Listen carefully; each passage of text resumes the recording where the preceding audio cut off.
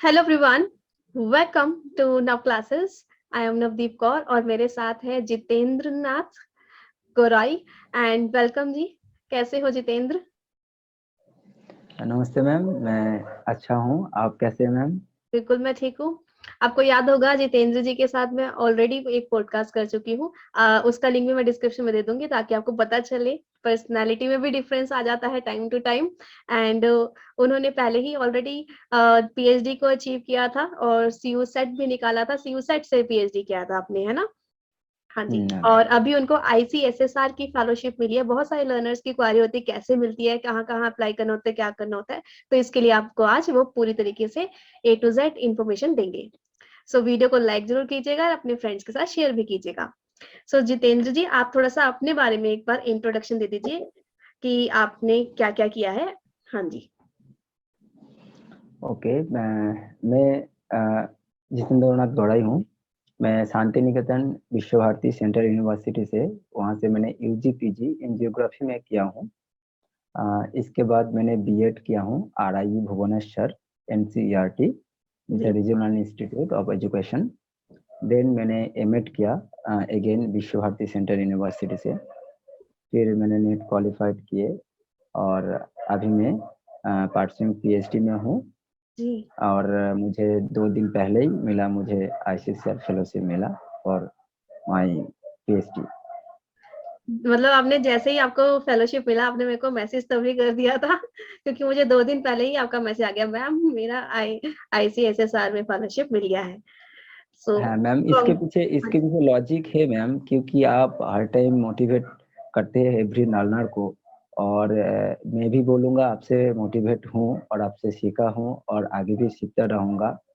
और जैसे आप हर टाइम स्टूडेंट के लिए सोचते हैं, और मैं भी चाहता हूँ जैसे जो स्टूडेंट गांव से आए हैं, तो lack of knowledge, lack of information, वो लोग को इंफॉर्मेशन नहीं मिलने से वो लोग का क्या होता है, फेलोशिप डर की वजह से नहीं हो पाता है, नहीं तो प्रॉपर गाइडेंस की वजह से नहीं हो पाते। और जी। मतलब मोस्टली टीचर के पास भी नहीं इंफॉर्मेशन होते, जो असिस्टेंट प्रोफेसर होते जिसके अंडर में काम कर रहे, उसके जी। पास भी नॉलेज कभी कभी नहीं जाता है। और वेबसाइट फॉलो करना पड़ता है और प्रॉपर ग्रुप में नहीं होंगे, तो इसके लिए लैक ऑफ इंफॉर्मेशन की वजह से जो एलिजिबल है वो भी वो छूट भी छूट जाते हैं। जाता है। ज्यादातर बात ये होती है लर्नर डरता है कि हाँ ये तो फेलोशिप मिल ही नहीं सकती। उनको ऐसा लगता है हम्म कि हम्म नहीं हम्म हमें नहीं मिल सकती, बहुत बड़े को मिलती होगी या ऐसा होता होगा। तो हम्म वो हम्म हम्म अंदर हम्म का डर निकाल के आप अप्लाई नहीं करोगे तो कैसे मिलेगी। और वो हम्म अप्लाई करने का आज सही तरीका हम सीखेंगे फिर। ठीक है। हम्म, हम्म, हम्म। हाँ जी। सो ये फेलोशिप, अच्छा आपका पहले सब्जेक्ट कौन सा है ये भी बता दीजिए। हाँ, मेरा सब्जेक्ट एजुकेशन एजुकेशन है। एजुकेशन है आपका सब्जेक्ट, ठीक है। सो इस फेलोशिप के लिए कैसे करना होता है अप्लाई? अगर ऑलरेडी पीएचडी डूइंग है तभी आप करते हैं और कैसे करते हैं आप? प्रोसेस बताइए। हाँ मैम, जैसे पीएचडी आप एनरोलमेंट हो गए, आपका रजिस्ट्रेशन होना चाहिए। हाँ ठीक है, जी। मतलब आप रजिस्टर हो गए किसी यूनिवर्सिटी के अंडर में, तो आप यू आर एलिजिबल हो। ठीक है।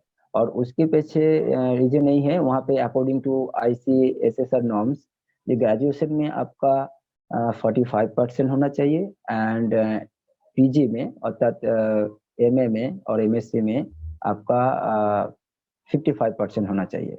जी। एंड एससी एसटी के लिए थोड़ा सा रिलैक्सेशन है, इसका है। और आपका एज 40 के बिलो होना चाहिए, मीन्स 40 के अबव नहीं होना चाहिए। ठीक एक बात है। और आपका discipline definitely related to social science. है। ओके। सोशल रेलेवेंस से रिलेटेड डिसिप्लिन होना चाहिए। हाँ जी। ये चीज मैंने पढ़ी भी थी, चाहे आपका सब्जेक्ट एडुकेशन है, चाहे कोई भी सब्जेक्ट है, चाहे कॉमर्स भी है, मतलब उससे कोई ना कोई सोशल वेलफेयर होना चाहिए। उसमें बहुत सारी लिस्ट में मेंशन है कौन कौन से नेम है। मैं कोशिश करूंगी वीडियो के साथ भी ऐड कर दूंगी वो वाली लिस्ट जो आईसीएसएसआर की वेबसाइट पे। मैंने पहले भी इसके ऊपर भी बनाया हुआ है एक बारी वीडियो। जैसे मैम ये ICSSR Indian council of social science research है, जी। That's why it's must be depend on your social science background. Here included 20 mostly 25 subject, ji. including social anthropology, education, economics, management, commerce, yes. और भी बहुत सारा subject है। जी। जी। तो इसके लिए अप्लाई कैसे करते हैं? मतलब वेबसाइट पे जाना होता है, अपने कॉलेज के थ्रू अप्रोच करना होता है, क्या करना होता है? मैम, जैसे मैम मैं कॉलेज के थ्रू तो जाने का कोई प्रोसीड्योर नहीं है, आप जस्ट जाइए ICSSR.org में, गूगल पे जाके फिर सर्च कीजिए।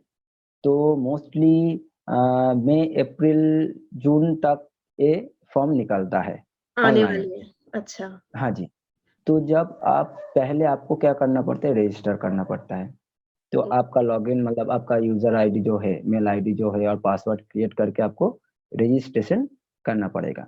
तो रजिस्ट्रेशन जब भी आप ओपन करें मतलब रजिस्ट्रेशन कर लेंगे तो आपके नाम से एक डेस्क जो मतलब एक डैशबोर्ड बन जाएगा।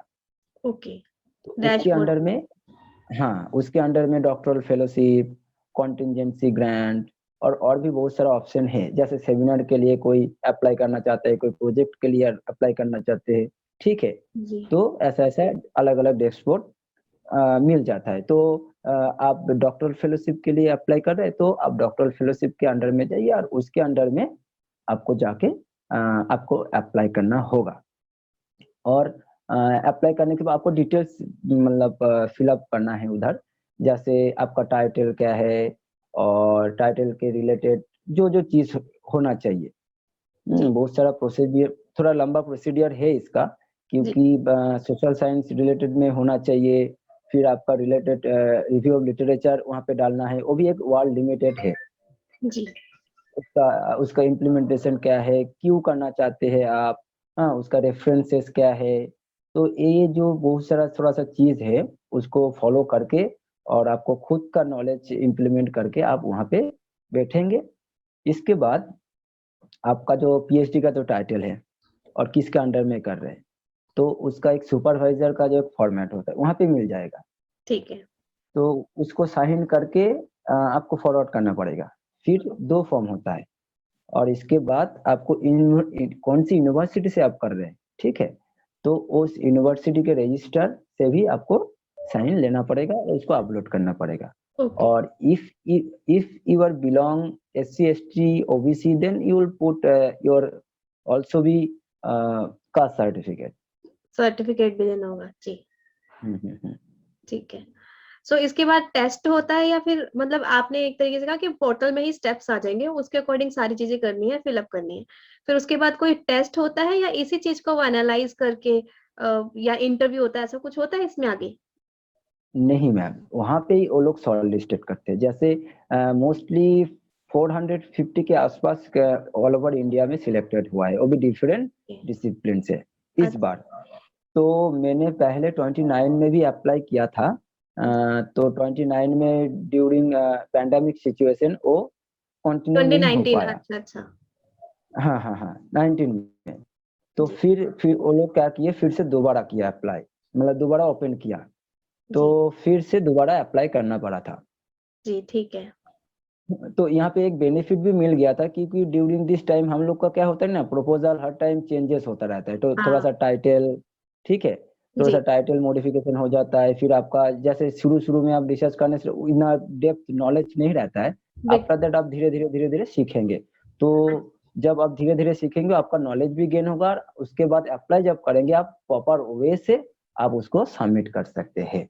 जी, मतलब इतनी देर तक आपने पीएचडी में कोर्स वर्क तो हो गया आपका कि नहीं? हुँ। कोर्स वर्क हो गया, तो आपको और नॉलेज मिली होगी कि कैसे हुँ, हुँ। पीएचडी का टाइटल को और इम्प्रूव किया होगा। फिर उसमें के सिनॉप्सिस हुँ, बना के हुँ। आरडीसी हो गई प्रॉपर? हाँ हाँ जी। जी। तो इसकी वजह से आपकी नॉलेज में खुद के में भी इम्प्रूवमेंट हुआ और इसलिए आपने जैसे कि लिटरेचर रिव्यू और जो भी सबमिट करना था वो इम्प्रूव्ड लैंग्वेज में कर पाए आप और दैट इज़ व्हाई हुँ। उसके अंदर फिर सिलेक्शन का चांस और इंक्रीज़ हो गया, है ना? ये हाँ, चीज़। और एक मैम किसी का ये नॉन नेट भी अप्लाई कर सकते हैं, ठीक है हाँ, मैम? नॉन नेट भी और कर सकते हैं। हाँ, नॉन नेट भी कर सकते हैं, नॉन नेट को भी मिला है, अच्छा। ठीक है? जी। मेरा एक फ्रेंड नॉन नेट है, उसको भी मिला है। This is okay. The benefit for your PhD students ना, हाँ जी, ये पीएचडी होना भी स्टूडेंट्स के लिए। चाहिए। बिल्कुल। हाँ, और नेट, सेट और एमफिल होंगे आपके पास, तो इसमें क्या होता है वेटेज मिलता है ज़्यादा। वेटेज मिलता है। जी। वो हाँ, ठीक। आपका सिलेक्शन होने का चांसेस बढ़ जाते हैं। हाँ जी। इसमें है और यहाँ पे पेपर भी मतलब आप किसी का पेपर है आपका क्या लिस्ट में पीआर रिव्यूड में जब उसको भी डालेंगे तो उसको भी आप काउंटेड होंगे। ओके। सो रिसर्च पेपर अगर पब्लिश्ड है तो? है ना? इट मीन्स मैं इसको सम अप कर देती हूँ कि अगर आपके पास जेआरएफ है वो तो फिर जेआरएफ की फेलोशिप मिलती है। कुछ बच्चे कहते हैं कि मैम हमारे पास जेआरएफ नहीं है तो कैसे करें? तो अगर आपका टॉपिक सोशल साइंस से रेलेवेंट है, जिससे सोशल वेलफेयर काफी होता है, और इसकी टोटल लिस्ट जो है वो दी हुई है, वो आपको मैंने वीडियो में मेंशन कर दी है। अब उसके बाद अगर आपके पास नेट भी नहीं है तब भी आप अप्लाई कर सकते हैं। अगर आपके पास नेट, सेट या कोई भी एग्जाम क्लियर है, और या फिर आपके पास रिसर्च पेपर पब्लिश्ड है, तो इनकी भी आपको वेटेज मिल जाती है। एंड अगर आपके पास कुछ भी नहीं है, आप जस्ट पीएचडी में एनरोल्ड है, even then you should apply, हो सकता है आपका भी सिलेक्ट हो जाए। सिंपल। हाँ मैम, होता भी है, हाँ, होता होता भी भी है। है। आपने बताया भी आपके फ्रेंड का आपका, हुआ है। हाँ, आपका पीएचडी टॉपिक का जो टाइटल होगा हाँ, वो स्ट्रांग होना चाहिए, पोस्ट होना चाहिए। और आपने जो उस टाइम ने जो फिलअप किया है उसके अंदर जी। अकॉर्डिंग टू गाइडलाइंस, उसका इम्प्लीमेंटेशन प्रोसेसेस क्या होंगे, आपका एजम्पशन क्या है, आपका हाइपोथेसिस क्या है, ऑब्जेक्टिव क्या है, अकॉर्डिंग टू प्रॉपर वे से आपने फॉर्म फिलअप किया है, तो डेफिनेटली आप सिलेक्ट होंगे। अच्छा, इसमें फेलोशिप कितना मिलता है? मैम यहाँ पे फेलोशिप 20,000 मिलेगा, ओके। एंड कॉन्टिजेंसी फिर 20,000 मिलेगा। तो टोटल मतलब 40,000 हो गया, या ये बाद ये वन नहीं टाइम? नहीं मैम, पर मंथ 20,000 मिल रहा है, ओके। ठीक है। और ईयरली जो कॉन्टिजेंसी ग्रांट होता है, जैसे आपका पीएचडी करने के लिए, प्रिंट आउट के लिए, और कुछ अलग चीज खरीदे आपने, कहाँ पे कॉन्फ्रेंस अटेंड किए, बुक आपका माइक वो हो गया है। आपने, उसको काउंट होगा, मतलब जब आप उसका वाउचर देंगे तो उसको आपने देंगे। अच्छा, मतलब वो वाउचर प्रेजेंट, आपका वो माइक जा रहा है बार बार।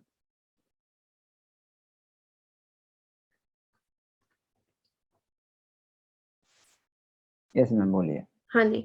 इट मीन्स अगर आपने कोई एक्स्ट्रा खर्चा किया है आने जाने में, कॉन्फ्रेंस करने में या प्रोजेक्ट्स वगैरह के लिए, तो उसका आपको वाउचर दिखाने पे वो मिलेगा 20। मतलब अगर आपका कम खर्चा हुआ था वो कम मिलेगा, ज्यादा हुआ तो ज्यादा भी मिल नहीं, सकता है, 20 तक। हाँ मैम, 20 तक आपको मिलेगा। हाँ जी, ठीक है। सो अगर आपको प्रॉब्लम ना हो तो आप अपना जो टाइटल है वो डिस्क्लोज कर सकते हैं, उसके जैसा थोड़ा सा बता सकते हैं, जैसे आइडिया हो जाएगी इस टाइप के टाइटल सोशल रिसर्च से रेलेवेंट होते हैं। जैसे मैम सोशल साइंस में, जैसे मेरा जो अ, अभी तो एनईपी 2020 आया था, तो उसमें बहुत सारा चेंजेस लेके गए हैं, जी। ठीक है। तो अभी मेरा जो है अप्रेंटिसशिप पॉलिसी के ऊपर है। जैसे अप्रेंटिसशिप पॉलिसी, अप्रेंटिसशिप जहाँ पे होता है, मैक्सिमम जो है साइंस एंड इंजीनियरिंग सेक्टर में अप्रेंटिसशिप और हाँ इंटर्नशिप जी। ट्रेनिंग दिया जाता था। स्किल तो बेस्ड। अभी, हाँ, स्किल बेस्ड प्लानिंग। तो NAP 2020 also be this time focused on the skill based, objective based, goal oriented and outcome based learning। जी। ओके। तो अभी क्या किया, जो जनरल डिग्री हम लोग को जो है, जैसे कोई हिस्ट्री में ऑनर्स कर रहा है, जियोग्राफी में ऑनर्स कर रहे हैं, कोई लैंग्वेज से ऑनर्स कर रहे हैं, ठीक है, तो उसको भी ग्रेजुएशन में क्या मिलेगा, अप्रेंटिसशिप ट्रेनिंग मिलेगा हाँ, 6 मंथ शियास की। की स्कीम मैंने क्लास में जो कराई थी उसमें 6 मंथ का हाँ अप्रेंटिसशिप के अंदर 6,000 पर मंथ का अमाउंट मिलता है। हाँ, तो एक इंस्टीट्यूट हायर एजुकेशन उसको इंट्रोड्यूस इम्प्लीमेंट करने के लिए ट्राई कर रहे हैं, जैसे क्या हो, जो नॉन इंडस्ट्रियल जो सेक्टर है, और जो इंडस्ट्रियल है, नॉन ऑर्गेनाइजेशन जो है, गवर्नमेंट जो है, उसके साथ अच्छे से लिंक अप हो जाए, और अच्छा एक एम्प्लॉयमेंट क्रिएट किया जा सकता है, जैसे डायरेक्ट लिंक हो जाए किसी कॉर्पोरेट सेक्टर के साथ, कोई ऑर्गेनाइजेशन के साथ। जैसे आपका सब्जेक्ट लैंग्वेज है, इंग्लिश है, नहीं तो आप गुजराती है, नहीं तो आप पंजाबी में आप ऑनर्स कर रहे हैं लैंग्वेज में, तो okay. As a apprenticeship training is, in my opinion, हो सकता है जैसे आप अप्रेंटिसशिप के ट्रेनिंग के थ्रू आप कम्युनिकेट सीखे, किसी भी लैंग्वेज को आप सीखे, बीपीओ में काम करना आपको सिखाए, तो आप जब ट्रेनिंग मिलेगा तो आपको नॉलेज होगा, स्किल एक्सपीरियंस बेस्ड ज्यादा होगा, तो आप कैसे कर सकते हैं, डायरेक्ट वहां पे जाके आप एज ए एम्प्लॉयमेंट ज्वाइन कर सकते हैं। तो यहाँ पे एक लिंक क्रिएट करने के लिए, और एम्प्लॉयमेंट जो है हम लोग का अनएम्प्लॉयमेंट, उसको रिड्यूस करने के लिए एक न्यू पॉलिसी लेके आया है, तो उसके ऊपर मैंने और थोड़ा काम किया। अच्छा जी, वेरी गुड। सो अभी आपका जो पीएचडी है उसका कितना टाइम पीरियड बचा है, मतलब हो गया होगा कुछ टाइम पीरियड में कुछ? मिनिमम मेरा मैम, मेरा तो 3 साल का, 3 से 5 इयर्स का होता है, हाँ जी। तो मोस्टली 2 इयर्स इज ओवर। जी, तो 2 years में, after 2 years mostly I will complete it, you will I will be conclude it. Complete. हाँ ओके, हाँ हाँ। ग्रेट। सो इट मीन्स आप देख रहे हो कि बिना जेआरएफ के भी आप इतना अच्छे से कर सकते हो। आई थिंक आप आगे और भी वर्क कर रहे हो इसके साथ, या फिर अभी मैम पीएचडी? नहीं मैम, जैसे ये फुल टाइम पीएचडी है, तो सेंट्रल यूनिवर्सिटी में जब आप पीएचडी करेंगे हाँ तो जी। फुल टाइम पीएचडी के साथ आप कुछ नहीं कर सकते हैं, ये तो बात अच्छा, सच है। जी। क्योंकि आप टाइम नहीं मिलेगा, नहीं तो देखिए अभी पीएचडी तो बहुत सारे लोग करते हैं, मगर जॉब का आपको जॉब मिलना चाहिए और अच्छी हाँ जी, जगह में मिलना चाहिए। तो बिल्कुल। जब आप डेडिकेटेड से करेंगे तो आपका क्वालिटी बढ़ेगा, और जी, जब आप क्वालिटी बढ़ेगा आपके पास नॉलेज होंगे, तो नॉलेज जब होंगे आपको किसी चीज का सोचने का जरूरत नहीं है, इज माई ओपिनियन। हाँ, वो लेंगे ही लेंगे फिर, क्योंकि आपको ऑलरेडी आप कह सकते हो कि मैंने फुल टाइम पीएचडी पूरा अच्छे से किया है, तो आपके पास वो स्किल है, वो वाली वैल्यू होती है जो आपने वहाँ पे हम्म। पीएचडी में भी सीखी है। ठीक है। सो और कुछ आप बताना चाहते हैं इससे रिलेटेड? जैसे मैं सबको बोलना चाहूंगा, आप पहले जल्दी जल्दी आप नेट के लिए, नेट जीआरएफ के लिए तैयारी कीजिए अच्छे से, जिसका नहीं हुआ है, और जिसका हुआ है जल्दी से जल्दी आप पीएचडी में एनरोल होइए। जी, ठीक है। और जीआरएफ मिला तो सबसे बड़ी बात, अच्छी बात है। और भी फेलोशिप है, एस सी एस टी का जो माइनॉरिटीज फेलोशिप मिलते हैं वो भी मिलता है, हाँ और जी, मौलाना अबुल कलाम जो आजाद फेलोशिप वो भी है। उसके अलावा भी ICSSR है। हाँ जी, बिल्कुल। तो इतना सारा अपॉर्चुनिटी है, तो पीएचडी में जरूर एनरोल कीजिए, मैं सबके अनुरोध करूंगा। जी, पीएचडी में एनरोलमेंट ज़रूर करनी चाहिए। इसके बाद आपको पता है एक अच्छे से अगर आपने अपना पीएचडी किया है तो आगे लाइफ सेट भी रहती है, बिकॉज़ आपके पास वो पीएचडी का नॉलेज है, जिसको आगे जाके आप जॉब में भी दिखा सकते हो। आपको पता है पीएचडी का तो 30 पॉइंट्स एपीआई स्कोर के अंदर इंक्लूड होते हैं, हम्म। तो उसका भी बेनिफिट आपको मिलता है। और रिसर्च पेपर आपके पब्लिश है? कुछ हाँ मैम, मेरे पास। ज़रूर। हाँ हाँ हाँ। उसके बारे में बताइए मेरे पास कितने, और यूजीसी के लिस्ट में है, कहाँ है? जैसे मैम, मैं यूजीसी केयर लिस्ट में अभी मेरा एक प्रोसेस चल रहा है, और 2 पीआर रिव्यूड में है। बुक चैप्टर मेरा 5 है, और जर्नल में एक एडिटर के थोड़ा काम भी करता हूँ कभी कभी। ठीक है। तो थोड़ा सा धीरे धीरे मैम सीख रहा हूँ। ठीक है। तो हाँ, खुद ही सीखेंगे आप, जब खुद को टाइम देंगे तो आप जरूर सीखेंगे, हाँ मैं जी, इसमें बिलीव करता हूँ। जी, ठीक है। Very nice. सो इसके साथ आप एक थोड़ा सा बता दो, सीयू सेट का भी एग्जाम, जैसे सेंट्रल यूनिवर्सिटी का सेट का एग्जाम होता था, सो उसके अंदर भी आपने क्वालिफाई किया है, तो उसके थ्रू आपने पीएचडी में एडमिशन सीयू सेट के थ्रू लिया था, कैसे लिया था? उसी के थ्रू यस मैम। लिया था। और आपकी कौन सी यूनिवर्सिटी, और उसमें कैसे फिर आगे इंटरव्यू हुआ था, क्या हुआ था? जैसे मैम, ड्यूरिंग एमएड कंप्लीट होने के बाद और किसी एमए कंप्लीट होने के बाद ऑल ओवर इंडिया से सीयू सेट ऑर्गेनाइज होते हैं। ठीक है मैम। हाँ जी, तो वहाँ पे एग्जाम देना पड़ता है, एग्जाम देने के बाद एक ओवरऑल रैंक निकलता है।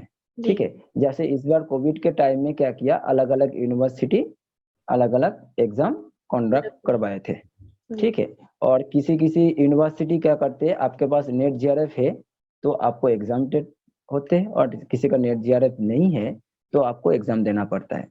और किसी किसी यूनिवर्सिटी में आपका नेट जीआरएफ जो भी हो, आपको एग्जाम देना देना पड़ता है। अलग अलग हाँ क्राइटेरिया होता है सबका। हाँ। जैसे सेंट्रल यूनिवर्सिटी गुजरात में आपको नेट जीआरएफ जो ही हो, आपको एग्जाम देना पड़ेगा, और उसके बाद आपको रैंक होगा। रैंक होने के बाद आपका इंटरव्यू होते हैं। तो इंटरव्यू मोस्टली आपका जो रिसर्च टाइटल जो है उसके ऊपर ही मोस्टली प्रेफर किया जाता है, जो हाँ जी, आपने टाइटल क्यों चूज किया, मेथोडोलॉजी क्या लगाया, मेथोडोलॉजी, इस मेथोडोलॉजी को आपने क्यों अप्लाई किया, ये मेथोडोलॉजी ये क्यों नहीं हुआ, सैम्पलिंग प्रोसीड्योर के बेसिक जो रिसर्च के रिलेटेड जो क्वेश्चन है उसको आप अच्छे से हैंडल कर पाएंगे तो डेफिनेटली आपको मिलेगा।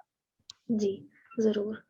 सो आई होप कि आज के सेशन से लर्नर्स को, कैंडिडेट्स को बहुत ज़्यादा हेल्प मिला होगा, समझ में आया होगा कि पीएचडी करना भी पॉसिबल है अगर आप सच्ची में वाकई में इसके लिए अपनी एफर्ट लगाएंगे तो।